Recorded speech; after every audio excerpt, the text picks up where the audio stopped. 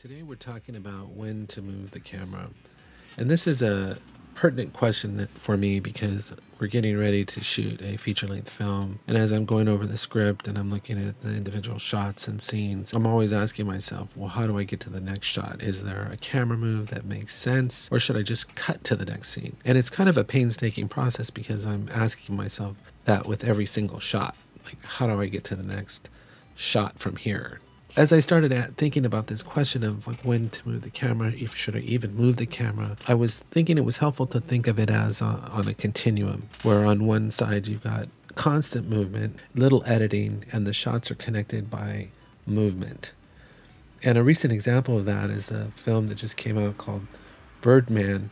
And in this film, it doesn't really show it in this scene, but like here it shows it a little bit. The camera never stops. It's basically one giant long steady cam tracking shot after another from scene to scene, and it's highly intelligent, very creative, it's elegant, but at a certain point I found myself getting exhausted, almost like I was being dragged from scene to scene whether I wanted to or not, and there was no place for my imagination to fill in any gaps. I felt like I was just being literally dragged from scene to scene, and at a certain point it was kind of getting to me. And then you have on the other side of the spectrum, you've got static shots where it's a lock shot and the only thing that can connect the shot is a cut. So it's a locked shot and the only movement is within the frame itself, but to get to the next shot there's got to be a cut or an edit. And an example of a movie like that is Tokyo Story, and this is an old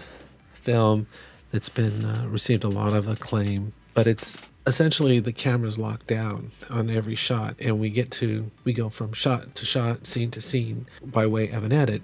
And so in a sense, when it's a static shot and it goes from cut to cut with an edit, it actually gives your mind the ability to kind of connect that in time and space.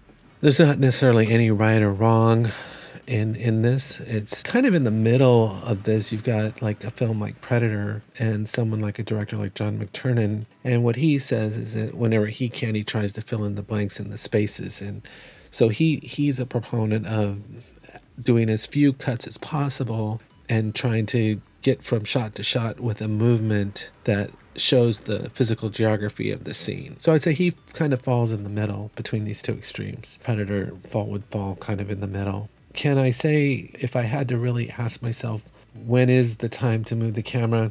I actually found a quote from this videographer named Joe Simon, who works with a production company called The Delivery Man. He had a video on YouTube, but he took it down. And what he said in this video is that he said, I'd rather see a well-composed static shot than a moving shot that makes no sense. And for me, that really is the best approach. To answer the question of when to move the camera, the answer really seems to be when it makes sense to do so, if it moves the story along. So if I could give you an example of, say you've got a scene where someone's in a bathroom, and then in the next scene they're going to be in the kitchen. So you've got somebody, your main character is in the bathroom in one scene, in one shot, and then in the next shot they're going to be in the kitchen. Does it make sense to connect that with a tracking shot? Is there any emotional reason to show us the person walking down the hallway from the kitchen to the bathroom? And there's no fixed answer for that. If in tracking this person down the hallway, we gain additional information about this person, like we see the pictures on the wall or the magazines against the wall, and we gain something from walking down the hallway, there's something to be gained from that tracking shot, then it would make sense to connect the bathroom to the kitchen by tracking them through the hallway. But if there's nothing to be gained, like let's say they're just walking down this hallway, unless we wanted to show maybe that they're isolated or, they're living in some really weird place, there really wouldn't be anything gained by tracking him down the hallway to the next shot. So again, it all comes back to the story and probably taking the time to ask yourself those questions of what's the point of the connecting movement? Does it give me additional information about the physical geography of the scene? Does it add to the story in any way? And if it doesn't, then just go cut to the next shot. Don't put a movement in there that doesn't make sense. And that goes straight back to what Joe Simon says. So when to move the camera?